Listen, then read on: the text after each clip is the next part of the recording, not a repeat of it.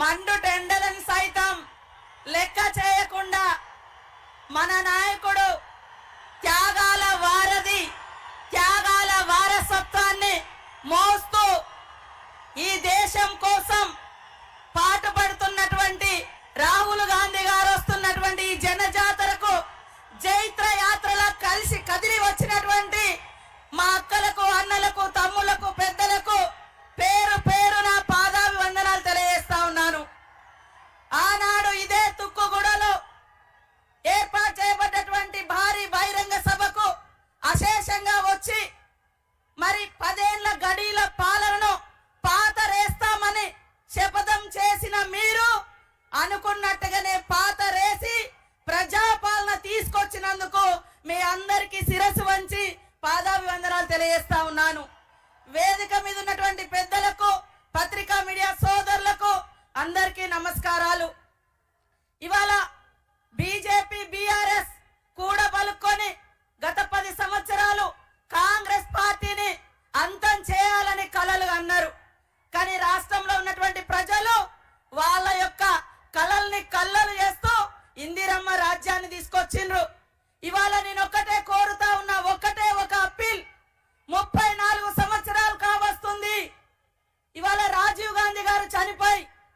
ఆనాటి నుండి ఈనాటి వరకు ఆ కుటుంబం, ఇందిరమ్మ కుటుంబం, రాహుల్ గాంధీ గారి కుటుంబం దేశం కోసం నలుదిక్కుల తిరుగుతూ ప్రజల హక్కుల కోసం పాటుపడుతున్నారు, పోరాడుతున్నారు, ప్రజాస్వామిక హక్కులను కాపాడుతున్నారు తప్ప ఒక్క పదవి కూడా వారు ప్రధానులుగా గాని మంత్రులుగా గాని కాలేదు.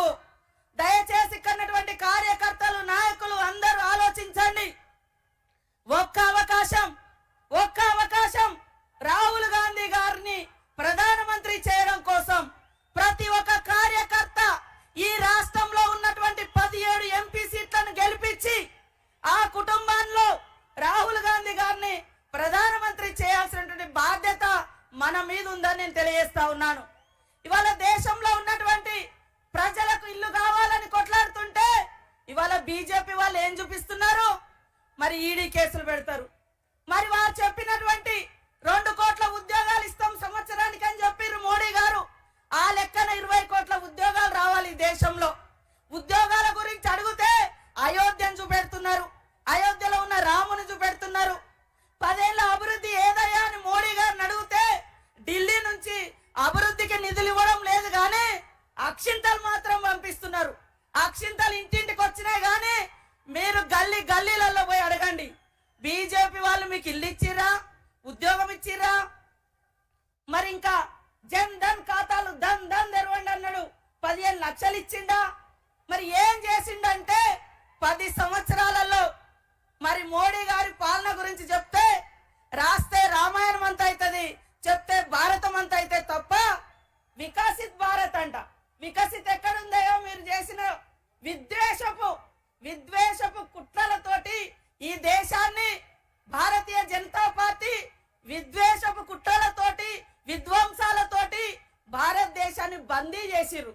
కానీ మన రాహుల్ గాంధీ గారు పేదల పెన్నిది, ప్రేమల సన్నిధి, త్యాగాల వారధి రాహుల్ గాంధీ గారు కన్యాకుమారి నుంచి కాశ్మీర్ దాకా పాదయాత్ర చేసినటువంటి మహానాయకుడు. కాబట్టి నేను ఒక్కటే అడుగుతున్నా, ఒక్కటే విజ్ఞప్తి చేస్తున్నా మీకు అందరికి, ఒక్క అవకాశం. ఇక్కడ కూర్చున్న వాళ్ళకి ఎంతో మందికి అవకాశాలు రావడానికి కారణం ఇందిరమ్మ కుటుంబం. మీరు కూడా సర్పంచులుగా, ఎంపీటీసీలుగా, జడ్పీటీసీలుగా అయినరు. రేపు ఢిల్లీ ఎన్నికల తర్వాత జరిగేది మీ ఎన్నికలు, గల్లీ ఎన్నికలు. కాబట్టి ఖచ్చితంగా 34 ఏళ్ల తర్వాత ఒక్క అవకాశం రాహుల్ గాంధీ గారికి ఇచ్చి ప్రధానమంత్రి చేయడం కోసం ప్రతి కార్యకర్త, నాయకుడు కష్టపడాలని కోరుకుంటూ కాంగ్రెస్ ఇచ్చిన ప్రతి వాగ్దానం అమలైతుంది. అధికారం పోయినటువంటి అసహనంతో బీఆర్ఎస్ నాయకులు మరి పిచ్చి వాళ్ళ లెక్క మాట్లాడుతున్నారు. నిన్న బీజేపీ నాయకులు కూడా మరి రోడ్డు మీదకి వచ్చి ధర్నాలు చేస్తున్నారు ఇవాళ రైతుల కోసం. అయ్యా, మీరు కార్పొరేట్ కంపెనీల కోసం, బహుళ జాతి కంపెనీల కోసం, రైతాంగ వ్యవసాయాన్ని ముంచడం కోసం నల్ల చట్టాలు తీసుకొస్తుంటే వాటికి వ్యతిరేకంగా పోరాడుతున్నటువంటి రైతుల మీద కాల్పులు చేసింది మీరు. ఇవాళ గిరిజన ప్రాంతాలలో ఉన్నటువంటి ఆదివాసి ప్రాంతాల్లో ఉన్నటువంటి సహజ వనరులను దోచుకోవడం కోసం మరి గిరిజన యువతను ఆదివాసి యువతను వారి హక్కులను కాలరాస్తున్నది కార్పొరేట్ మోడీ వ్యవస్థ అని ఈ సందర్భంగా తెలియజేస్తూ ప్రతి ఒక్కరు కూడా ఒక్క నెల రోజులు కష్టపడండి. మేమందరం 5 సంవత్సరాలు మిమ్మల్ని అందరినీ కంటికి రెప్పలా కాపాడుకుంటాం, రాష్ట్ర ప్రజల్ని కాపాడుకుందామని ఈ సందర్భంగా తెలియజేస్తూ నాకు ఈ అవకాశం కల్పించిన మీ అందరికీ నమస్కారాలు, ధన్యవాదాలు. జై కాంగ్రెస్, జై కాంగ్రెస్. రాష్ట్ర మంత్రివర్యులు పొన్నం ప్రభాకర్ గారు మాట్లాడారు.